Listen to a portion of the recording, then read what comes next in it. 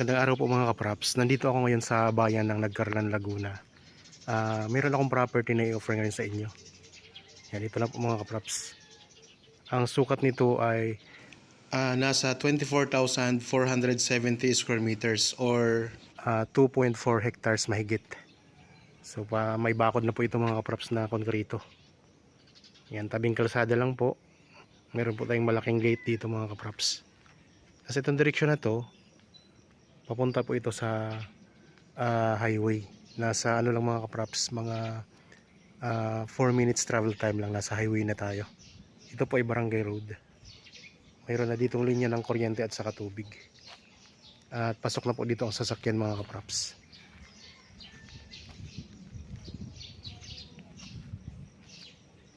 Okay. Ako nga po pala si Buds, ang inyong laging kasama para sa virtual viewings mga property na i-offer namin. Nandito na tayo ngayon sa loob ng property. Dati po itong school ng mga Koreano mga kapraps. Itong property na to.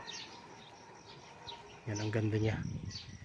Pwede po itong gawing resort. Pwede pong magtayo kayo ng rest house dito mga kapraps. Ang ganda ng property na to. Patag na patag ang lupa. Tapos ayan ang bakod, palibot na. Meron ditong parang guardhouse mga kapraps yan.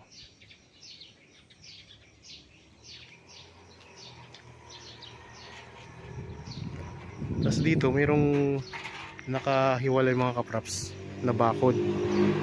Bali may ano siya, ang dadaanan, ito ay daanan ng mga sasakyan dito.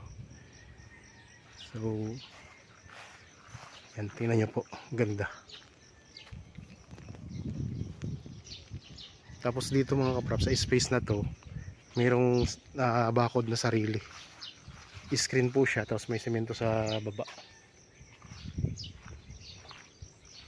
Yan, marami ding mga tanim siya mga kapraps. Pwede nyo rin gawing farm mga kapraps ito. Taniman ng mga magagandang prutas. Yung mga fruit bearing trees. Tapos may mountain view tayo doon.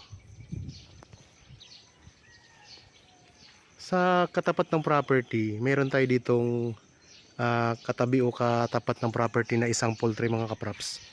Pero yan po ay ano lang, layer lang po, hindi po siya 45 days. Okay, ikutin po natin to. Magsimula tayo dito sa entrance. Tapos ito nakita nyo naman po mga kapraps, dito sa area na to, ang ganda.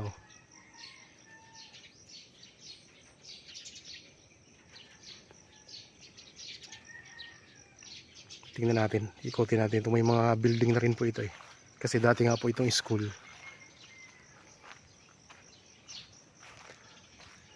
Tapos mayroon po itong boundary na ilog doon sa likod, sa pinakalikurang part nitong property.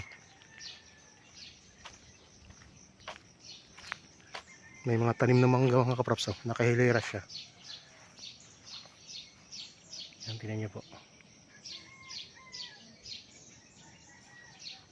nakahilera yung mangga dito.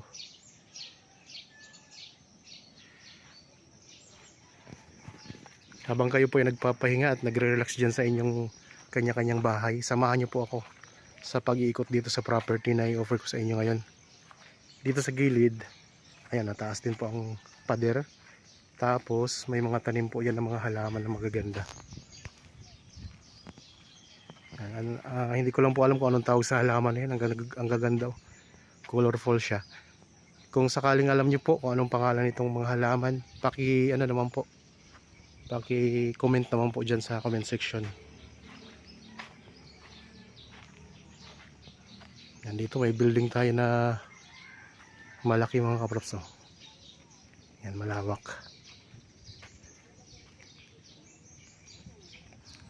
Mayroon daw itong swimming pool, tingnan natin mamaya.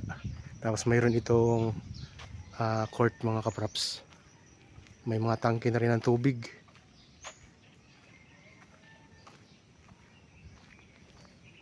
May kuryente na.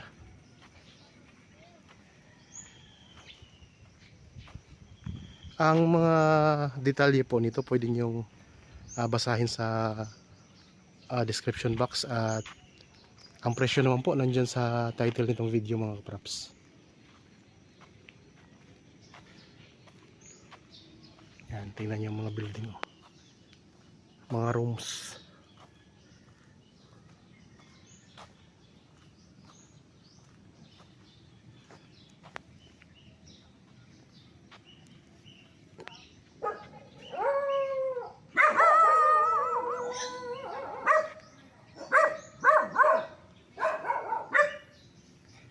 Dito tayo mga kapraps. Sa area na to, ang ganda, oh.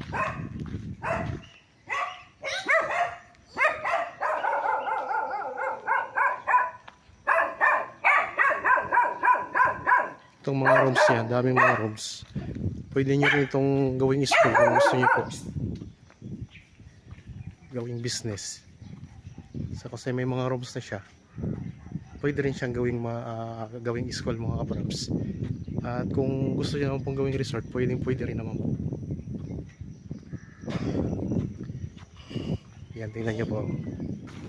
Dito yung court. May open court dito.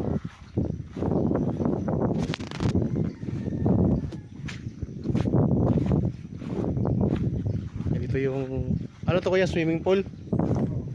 Yan, may swimming pool dito. So pwede, kung gusto niyo gawing resort mga kapraps, may swimming pool na siya. I-improve nyo na lang po. Ayan, oh. Tapos may mga tanim tayo ng mga niyog, oh, dito sa gilid ng pool.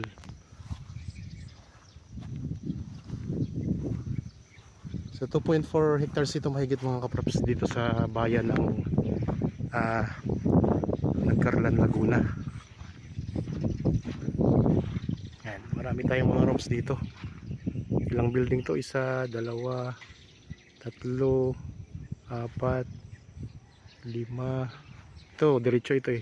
Dugtong-dugtong. 6, 7, 8. Tapos ito, mayroon pa dito sa gilid. Siyam. Punta tayo dito sa my court mga kapraps. May pathway na rin po tayo mga kapraps dito. Ayan. Hanggang doon pa to sa likod, kuya? So kasama po yun sa likod nitong pader na to. Kasama po yun mga kapraps. Kasi 2.4 hectares ito eh. Dito tayo sa gitna ng court, ha. May daan din pala dito.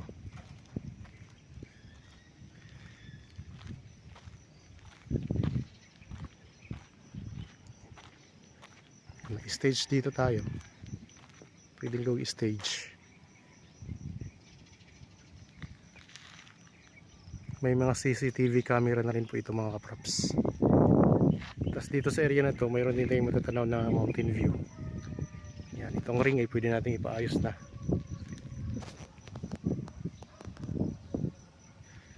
Daming bunga ng niyog, oh.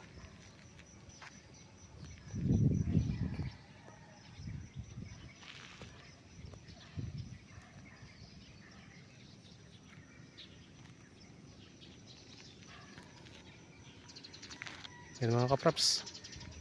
Pwede ditong school. Tapos mayroon kayong farm dito sa area na to mga kapraps, oh. Yan. Doon sa area na to, puntahan din natin yan para makita nyo po. Tara.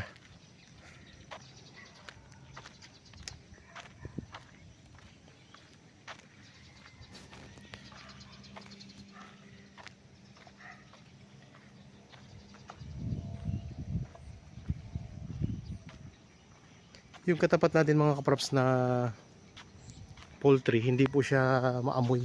Hindi kagaya sa ibang poultry mga kapraps. Kasi layer lang naman po yan. Ang ganda ng area dito. Malapit lang po sa highway mga kapraps, ha. Nasa 4 minutes travel time lang po. Tapos ang distansya nito sa Metro Manila, nasa ano lang ito mga kapraps, estimated ko nasa kulang-kulang 2 oras lang. So kapag walang traffic, wala pang 2 oras, nandito na tayo sa property.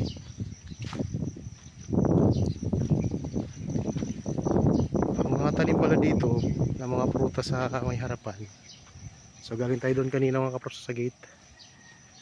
Sa mga tanim dito sa harapan ay mga guyabano farm mga kaprops. Yan, nakabakod na rin po ito eh. Yan, ito yung bakod niya oh. Pero kasama to sa property. Ang korte ng lupa ay ano mga kaprops, rectangle. Mahaba din po ang frontage. Frontage nito mga ano eh, mga nasa kulang-kulang 200 mga kaprops mula doon oh. Yan ang frontage ng property. Kalsada na po kasi ang nasa likod nitong pader na to. Yan hanggang doon po. Tingnan nyo, ang daming mga guyabano. Puro guyabano yan tanim niya. Tapos may mga niyog din.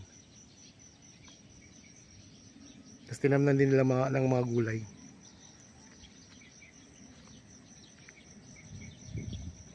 Tapos may malaking puno doon mga kaprops oh.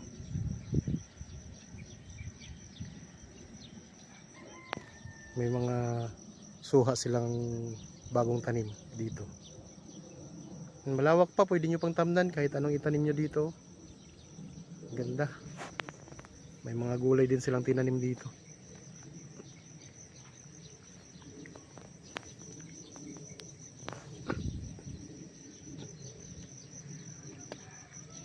Okay, punta tayo doon sa may ilog mga kaprop sa likod. Mayroon na itong linya ng kuryente at saka tubig ha.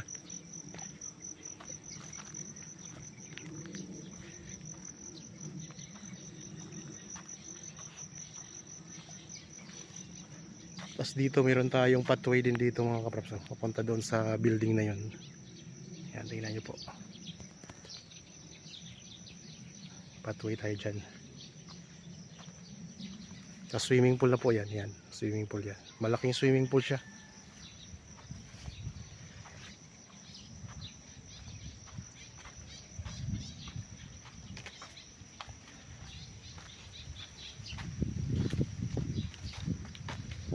Punta na tayo doon sa likod.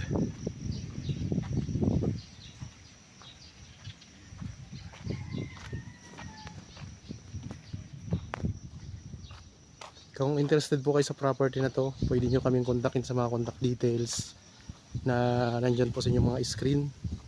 Pwede sa Viber, cellphone number, Facebook Messenger, WhatsApp, tawag, text o kaya chat.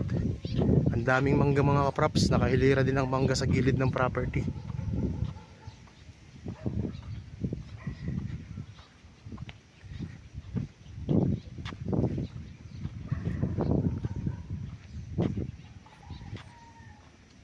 Kaya pwede dito dumaan.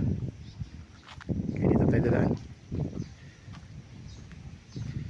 Mayroon yung daanan dito.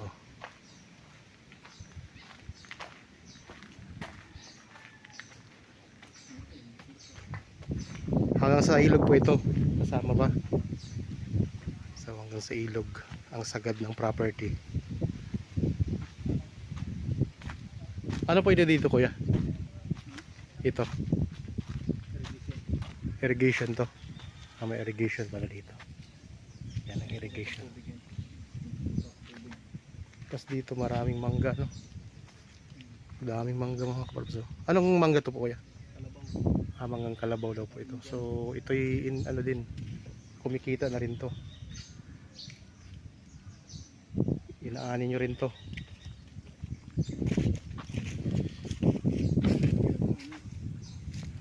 Marami din lansones, no? Tingnan yung mga kaprops. Dito pala sa likod ng school. Yan po ang school, yung inikot natin kanina. Sa likod nito ay tingnan nyo, ang daming mga tanim. Yan, may mga lansones. Maraming mga prutas dito. May kakao, may dalangita. Patag na patag kasi ang lupa. Daming, may rambutan din pala. Ayan, may rambutan din. Ito. Mga niyog, mga lansones.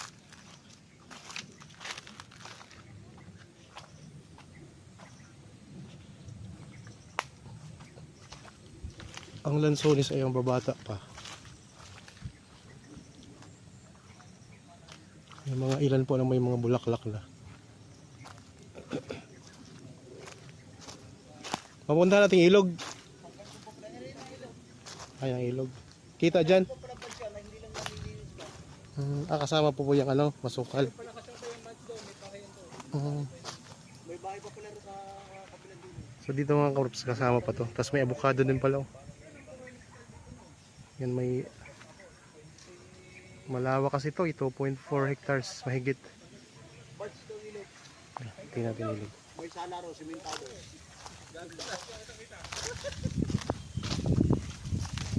Malaki. Ayan, itong ilog. Ilog na bangka rin. Padugsong So elevated yung property mula sa ilog mga kaprops. Palalim ng konti itong ilog.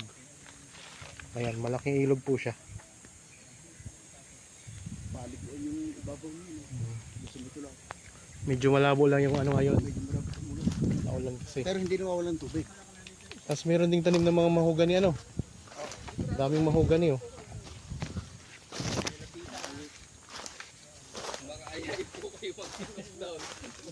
Dito tanaw natin.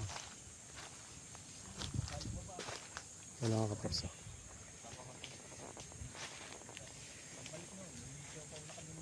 Ang agos ng ilog pag ganito. Pakaliwa. Ito na yung pinaka-boundary ng property. So, di na ako bababa doon mga kaprops. Wala tayong daanan pababa. Palalim ng konti kasi ito dito. Kaya wala pong baha dito mga kaprops sa property. May ilog tayo na malalim. Ayan. So, elevated po itong property mula sa ilog. Ayan, tingnan nyo po. I-zoom ko lang ha. Ayan. Yan yung agos nyo. So doon sa banda roon mga kaprops, sa banda roon, may mga ano doon, paliguan na doon sa banda roon mga kaprops. Maraming paliguan doon. Tapos dito tingnan nyo po. May mga mahogani na tanim nasa gilid oh. Mga mahogani yan.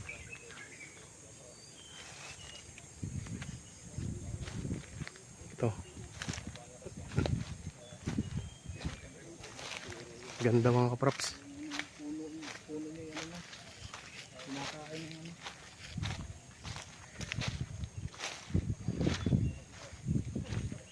Tinatam na nila ng mahogani itong gilid na to. Itong area na to. Tapos may suha. Meron ding puno ng langka. Sari-sari ang tanim nila. Nandito.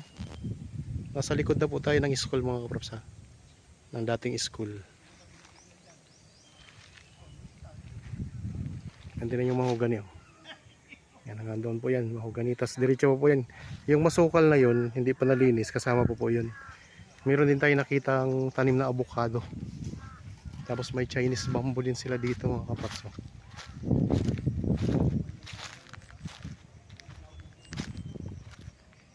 Ito, dalang hita.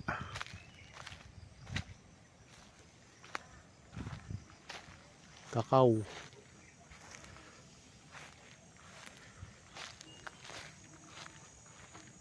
Mangga. Maraming mangga dito. Nakahilira dito sa may irrigation. Ito langka mga kaprops oh. Chinese bamboo.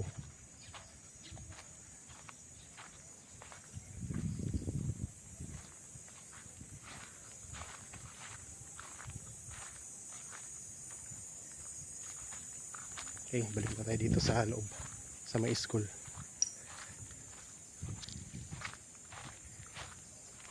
Ito yung pinakalikod ng bahagi ng property.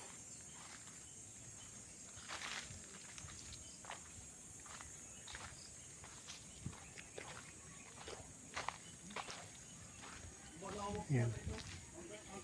Ito yung irrigation. Ang ganda. Ang ganda mga kapros. Dire-diretso po yan. Palabas naman. Oh, may mga tuta. Ang gaganda ng mga tuta oh. Uy, magkakapatid yan.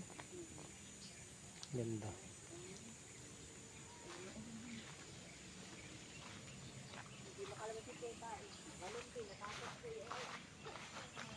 Yan mga kaprops, nandito tayo ulit sa sa ating dinaanan sa entrance papunta doon sa gate.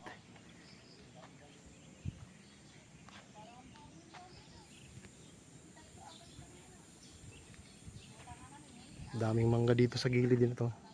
Hilera yan. Magpapalipad po tayo ng drone para makita natin yung buong area at makita din po natin ang mga katabi nating property. Yan, mula po dito sa open basketball court. Ayan po ang matatanaw natin mga kaprops sa itaas. Ayan ang mga rooms. Tapos yung bakod po. At yung mga katabi natin, mayroon tayong katabing palayan. Tapos nakikita natin dito yung mga puno ng mangga na nasa likod ng school. Mga school building.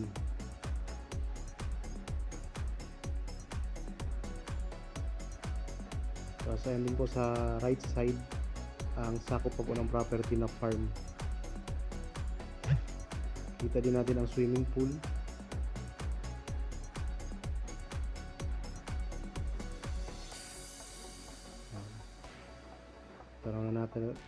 Tanaw na natin mga kaprops.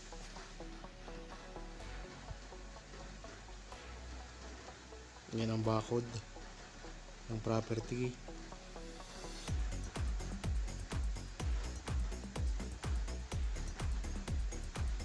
Okay. Ikot lang natin. Ayan naman po ang katabi sa right side.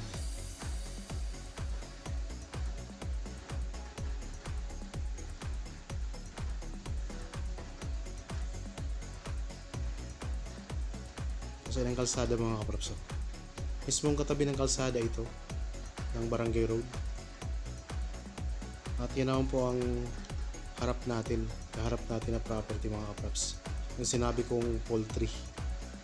Bali RTA lang po ang inaalagaan dyan. At hindi siya maamoy. Ayan ang mga kabahayan. Mga iba pang barangay dito sa Nagkarlan. Tapos matatanaw din natin dito ang boundary na ilog mga kaprops. Ayan po. Ito na yung pinaka-boundary ng property, yung ilog na yan. So kanina nilibot natin yan. Nandyan yung mga puno ng lansones. Tapos ito yung katabi nating property. May mga niyugan po na katabi. Yan pala yan. Aerial view ng 2.4 hectares mahigit na property. Dating Korean school.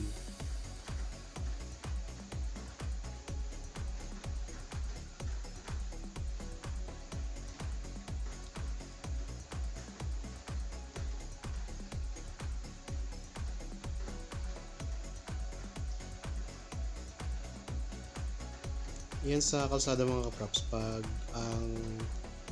pag pupunta tayo sa kaliwa, yun yung papunta sa highway. Tapos sa kanan po, papunta yan sa iba pang mga barangay diyan o dito sa barangay na nakakasakop.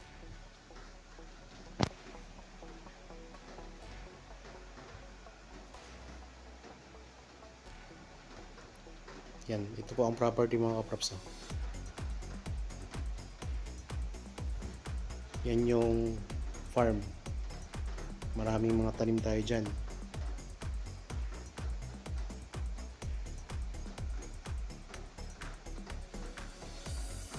Ito yung mga school building.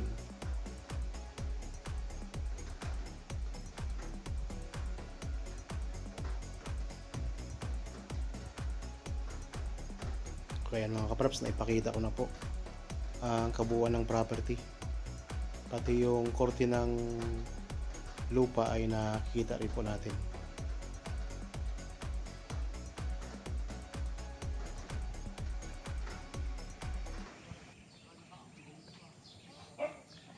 Okay mga kapraps, maraming salamat po sa inyong panonood. Sana nagustuhan nyo po itong property na in-offer namin. Interested kayo, mag-inquire na kayo sa amin. Para po sa mga bago pa lang sa akin channel at napadaan lang dito sa akin channel, huwag nyo pong kalimutang mag-subscribe at pindutin na rin po ang notification bell para lagi kayong updated sa mga bagong property na i-offer namin. Maraming salamat po, lagi tayong mag-iingat at God bless po sa ating lahat mga kapraps.